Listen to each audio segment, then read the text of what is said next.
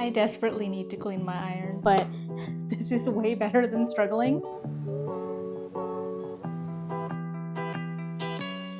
Hi, welcome back to my channel. I am going to be making a summer blouse today, and it's going to be a take 2 of the tabby blouse, which I think I called the viral Pinterest top. So the good news about the pattern today is you can draft it yourself using that video. And the reason why I'm making this blouse again today is, number one, I really love that blouse, and I really need more like elevated tops that aren't just t-shirts to wear in the summer, and I feel like this really fits the bill. And number two, in that video I actually used a men's button-up to recreate that top, and because I was using a ready-made top to be the fabric for the blouse, I had to like shrink the pattern down, so it wasn't exactly what I really wanted to design. I was kind of limited in the fabric, so I've really been wanting to make another top. And so this is, I think it's called a Tangelo plaid from Lyrical Fabrics. Tangelo is like the perfect name for this type of orange. It is just so juicy and vibrant, and I also like the green stripe in this plaid. I love when a plaid has an unexpected color in it, so I'm really excited to work with this cotton voile. It's a much lighter weight than the fabric that I used originally, so I think it's going to be really fun with the gathers and everything like that. And it's obviously going to be more drapey, which will be cool to see in the final result.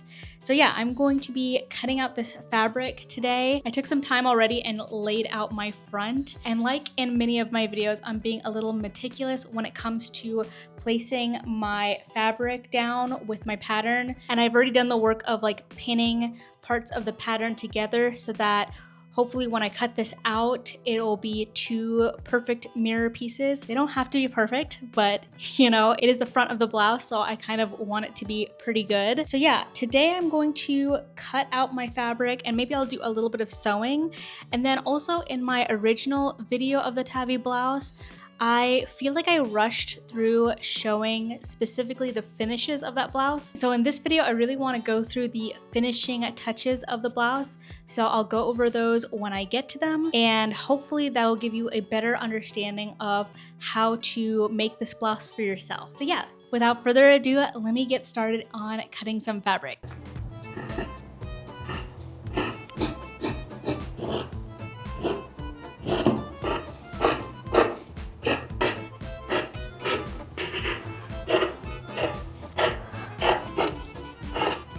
Okay, I just finished cutting out my fabric, and now it's time to sew. So I'm going to start at the center front, and I'm going to baste halfway down, and then I'm going to do a regular stitch length for the rest of that seam. It's a little late in the day, so I think I'm going to do the center front seam and then attach the shoulder seams and then call it for today. Okay, I'm back in my studio to continue sewing this top, and I did go ahead and serge the shoulder seams to finish them off, and now I'm going to finish the center front. And something I kind of like about the workflow of this pattern is you kind of finish a lot of the seams as you go, because once we add the gathering here, you want this seam to already be finished. And same with the shoulder seams, you want them to be finished already, so that when you add the sleeve in, it's already finished there. And yeah, I just like that workflow a lot. I mean, a lot of patterns do this actually, but another thing I like about this is you're working a lot of it flat. So it is pretty simple. And then at the end, the last seam you need to finish is like the side seam. Like I said before, I feel like in my original video, I didn't show how I finished these seams very well. So I'm gonna go more in depth on how I finish the center front. But actually, when I was cutting out this pattern, I should have given myself a 1/2 inch seam allowance instead of a 1/4. So because I have such a small amount of seam allowance, that is why I'm going to finish it in this way that I'm showing you. But basically, I am going to make sort of like a facing for this part. And I did go ahead and already make that like facing piece. It is just a strip of fabric that I have folded in twice, and it's not cut on bias because First of all, it does not need to be on bias. And then secondly, I wanted to maybe print match a little bit. So if it was on bias, obviously that would be a little bit difficult to do. So yeah, let me take this over to the sewing machine so I can show you how I'm going to finish up the neckline. Okay, so I have my blouse here and you can see the seam allowance right here. And basically what I want to do is I want to attach the facing just to this seam allowance so that it doesn't show the stitch line on the outside. So I'm going to take this facing, and actually because this is such a lightweight fabric, I don't want to mess with pins. So I think I'm actually going to use a glue stick here instead of pins. So I'm going to have the facing here. It might be a little hard to see since I'm print matching, but let me move this so that you can kind of tell. So I'm going to have the facing sit right on the seam allowance, and I'm going to use a glue stick to attach that. But then I'm going to flip this shirt out so that when I sew, I'm just catching just the seam allowance and the facing together. So let me go ahead and glue this so that I can kind of show you what I mean a little bit better. Okay, so I just got back from gluing this facing down, and now you can tell a little bit better that it is just attached to the seam allowance right here. So this is the seam allowance, and then this is that facing. And now I'm gonna go ahead and top stitch 1/8 of an inch away from the edge here. If I had more of a seam allowance, I would actually stitch the facing and the seam allowance down in the inside. So when I flipped this out, it wouldn't have a stitch line on the outside, but I don't have a lot of seam allowance. So I think this is the best method for me right now to get a really clean facing for this center front. So again, you can see that I'm taking just the seam allowance and the facing together.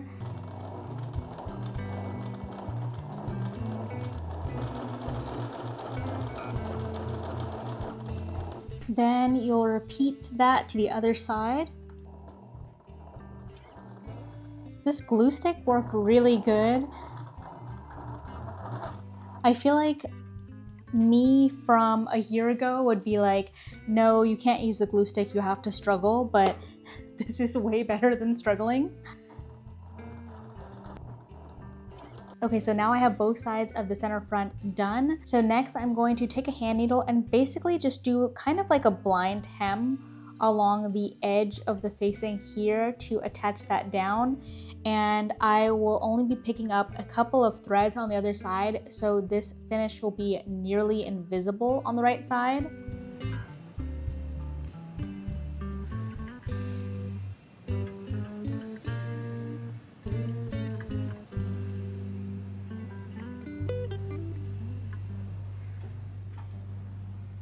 Okay, so I just finished hand sewing the facing together, and then I took out the basting stitches. So now from the right side, this is what it looks like with the center front open here. And now I'm just going to take my long rectangular pieces and gather them up and add them to the front and the back separately so that this stays like a flat panel. Nothing is in the round yet. So let me go ahead and breeze through that, and then I will attach the sleeves, and then I will show you how I finish the hems of the sleeves.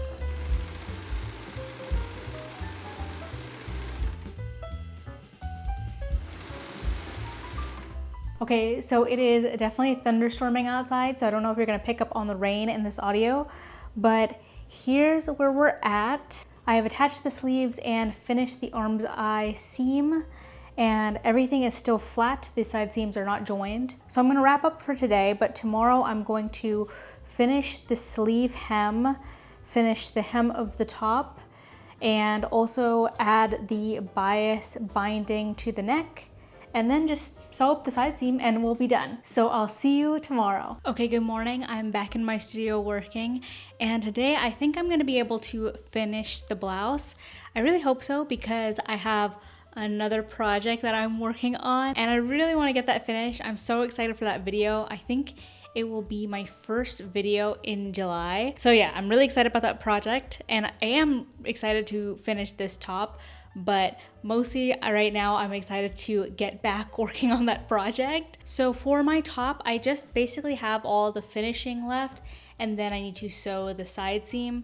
So I'm starting with the sleeves. I went ahead and pressed the little raw edges of this facing inwards, and I'll sew this to my sleeves. And maybe I'll use a glue stick for this like I had for the center front, just because this fabric is pretty thin, so I feel like using pins would just get in the way. Also, as a random update, I just got Crocs recently, and I never would have thought that these would be the key to working in my studio. I had a more high-end recovery shoe, and these work better than those ones did. I really never thought I would get Crocs, but I love them. But this is just the first week of me using them, so maybe as they get worn in, maybe they won't be as good.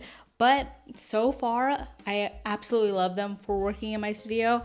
I feel like I'm able to stand for much longer, which is really awesome because usually by the end of the day, I'm sick of standing, and that has not been the case this week. I also wanted to mention that I checked Lyrical Fabric's website, and right now they do have this fabric in stock. So if you love the fabric that I'm working with, I would go ahead and purchase that soon, because they do tend to go out of stock for things pretty quickly. But yeah, I love this fabric. I am contemplating getting more of this fabric because it's just so vibrant, but I don't know what I would use it for. I don't have a project in mind, and I'm trying to not buy fabric when I don't have a project in mind. So by the time I have a project ready, it'll probably go out of stock, so that's all right. At least I have this top. Let me quit yapping and let's get to sewing. Okay, so I went ahead and pressed up the sleeve hem, and now I'm going to use a glue stick to attach the kind of facing here like this, and I'll press it again with my iron to set that glue.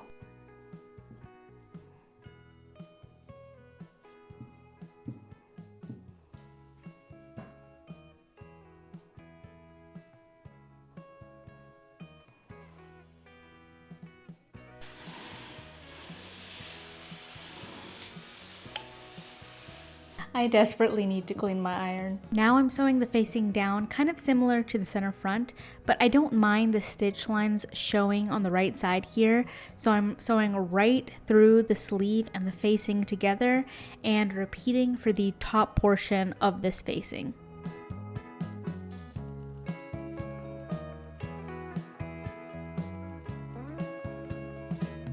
I was kind of in the zone and I forgot that I was filming, but I went ahead and made some bias tape to finish the neckline, and I also used a gathering stitch to gather the neckline slightly. When I first recreated the blouse, I just gathered it slightly in the front. For this blouse, I'm going to try to gather it all around and just see how that looks. So let me go ahead and stitch this bias tape down.